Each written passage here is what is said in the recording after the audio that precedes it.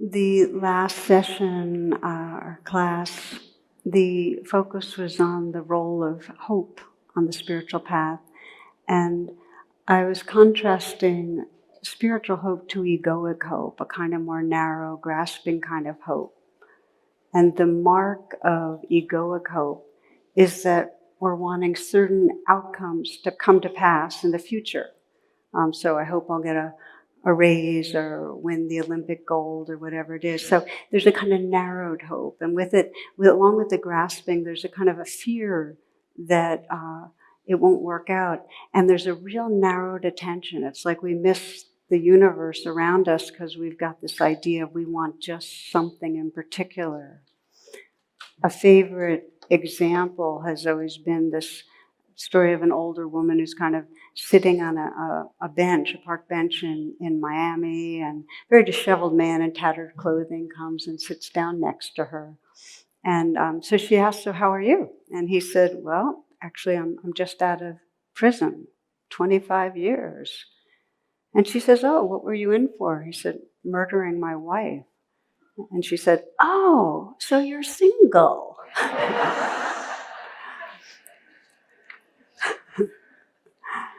So what happens is that we have an agenda because we're hoping for a certain thing and we're just not available to how life really is.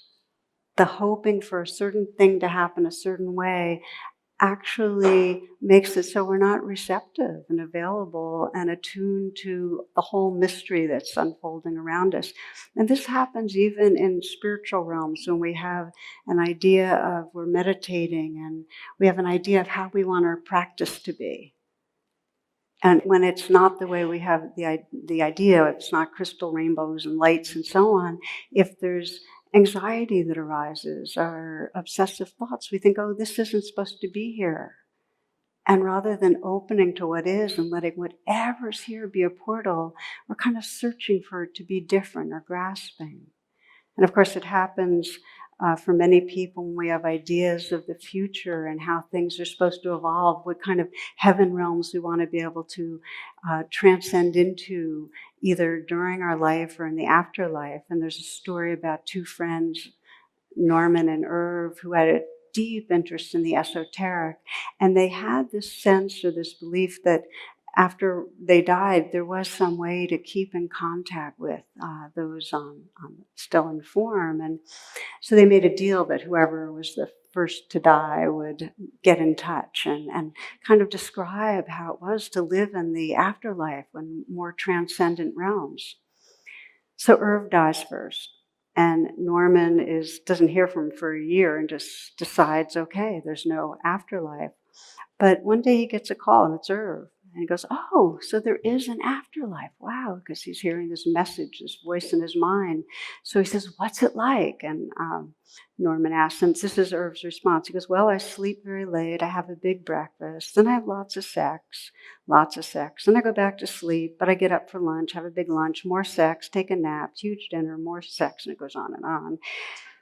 Wow, says Norman, so that's what heaven's really like? Oh, no, says Irv, I'm not in heaven. I'm a moose in Wyoming.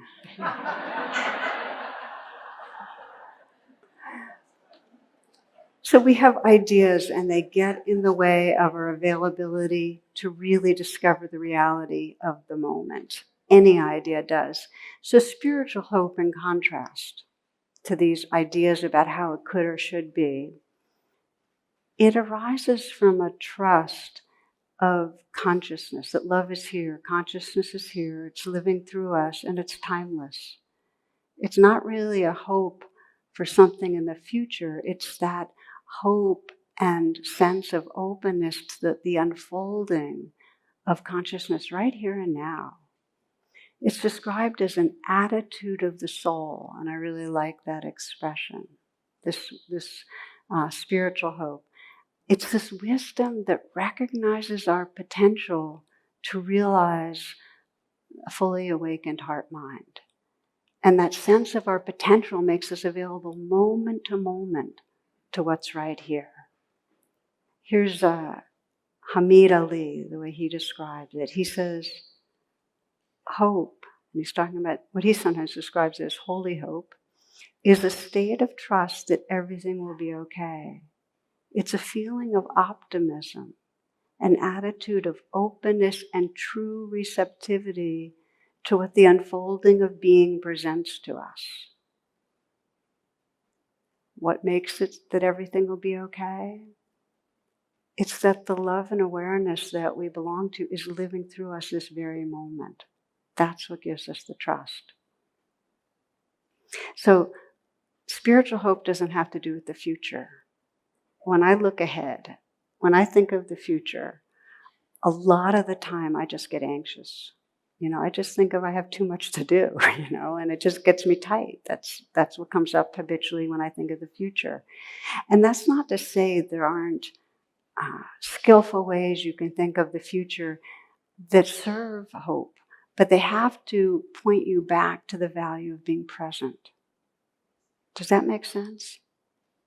If you have an idea of the future and it's like, and the message is, oh, everything you want is by being present, that's a useful one. So as we're going to explore fueling and nurturing spiritual hope comes out of connecting right here more fully with our life, our bodies, our hearts, our awareness. It's a reconnecting. Now, in Buddhism, it's always, to me, it's just very striking that really the heart of Buddhism is this attitude of hope. That the first noble truth says, okay, there's suffering, there's discontent. And the second noble truth says that it arises because we're always grasping after things or pushing things away. And the third noble truth says, but freedom's possible. For any of us, freedom is possible. This is the message.